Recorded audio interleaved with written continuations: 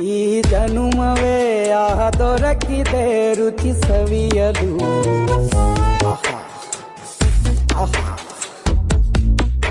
ಈ ಜಗವಿದೆ ನವರಸಗಳ ಉಣಬಡಿಸಲು.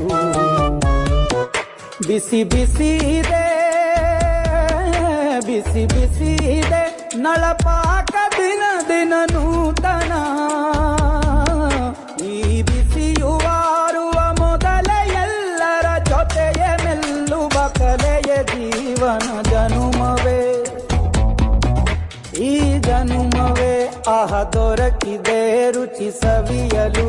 ಈ ಜನುಮವೇ ಆಹ ದೊರಕಿದೆ ರುಚಿ ಸವಿಯಲು.